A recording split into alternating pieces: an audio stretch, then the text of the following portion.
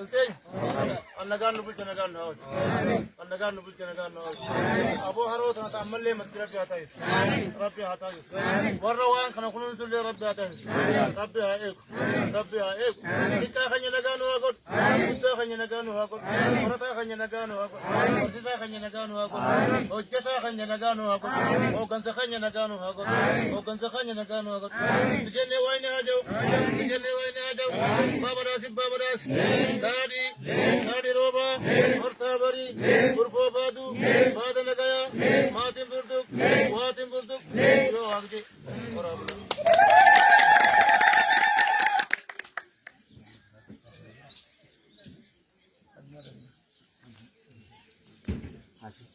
Iltei.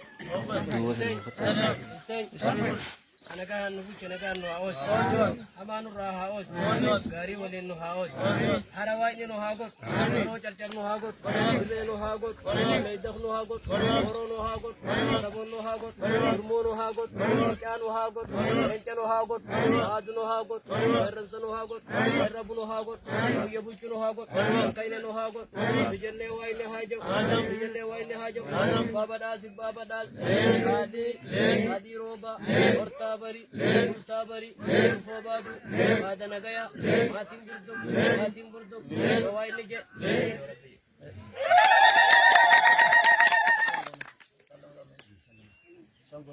Yeewani nagayata, elafti nagayata, ilamo namni nagayata, ilabrosa wan nagayata, nageenyi titee biyya tanayata, nageenyi titee araddaa kanayata, nageenyi titee saba kanayata, nageenyi titee sabaaf sallamniyata, araddaan odaa bultum kun, araddaan bookee kun nagayata, araddaan jiroo nagayata, biyyi kun biyya nagayata, biyyi kun biyya nagayata, uumamni nagayata. Bishaan waan waaqayyo lafa kaa'e malee namni lafa kaa'ee hin danda'u. Haroon tuni maddi kuni madda biyya tanaa taatu haa taatu.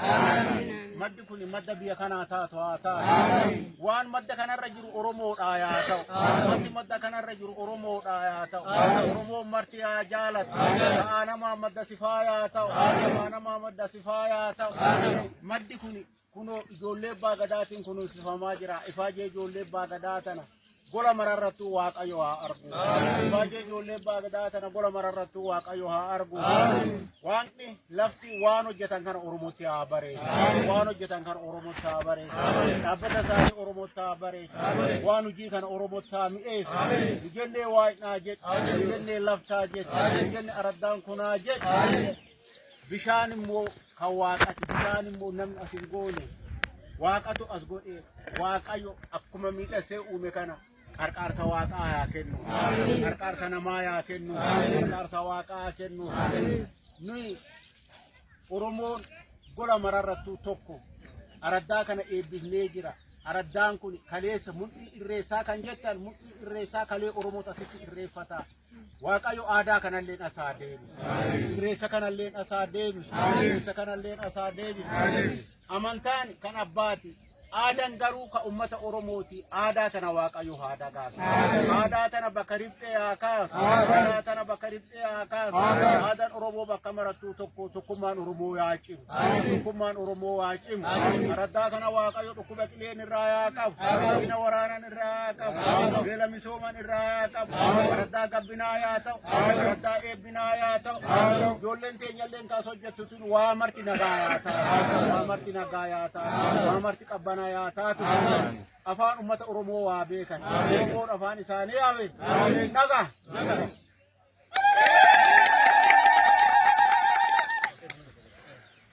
Ayyee waaqa uumamte gurraacha garaa garbaalee immoo garaa taliilaa tokkicha maqaa dhibbaa waaqa bokkuu gurraachaa diicoo gurraatti uumaa walaabuu sagaltamman gabraa sagalee yaa'ee boorana torban baarentummaa waaqa caffeetumaa waaqa shanan gadaa Oromoo si kadhannaa nu dhagaye nagaan nu bulchi nagaan nu haa oolchu gargar nu haa oolchu walittu nu haa oolchu jeteenya nu haa naga'u qonnaa nu haa guddisu eeggaa nurra haa bulchu haroon kun fidoo asitti burqee yaa waaqayyo ammallee uummanni keenya kan misoomsee diinagdeen itti utubamu nu haa taasisu.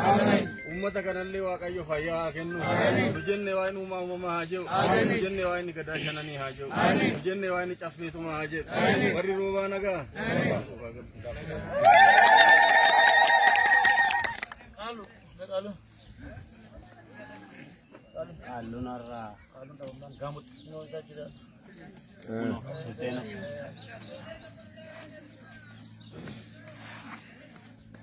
Wain nagaan nu bulche nagaan nu haa oolchu. Wain nagaan nu bulche nagaan nu haa oolchu. Biyya keenya biyya nagaa rabbi nu haa godhu. Biyya gartaa uuman badhaafamte kana gartaa keessatti rabbi umrii nu haa dheeressu. Xinnaan haa guddatu. Guddaan haa bulu.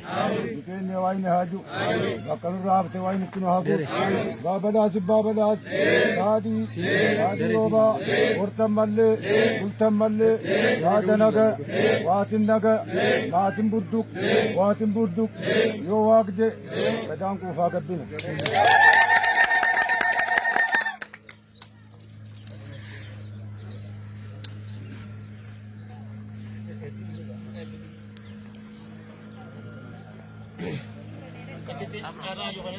Iya, bushaan jaarraa lafa.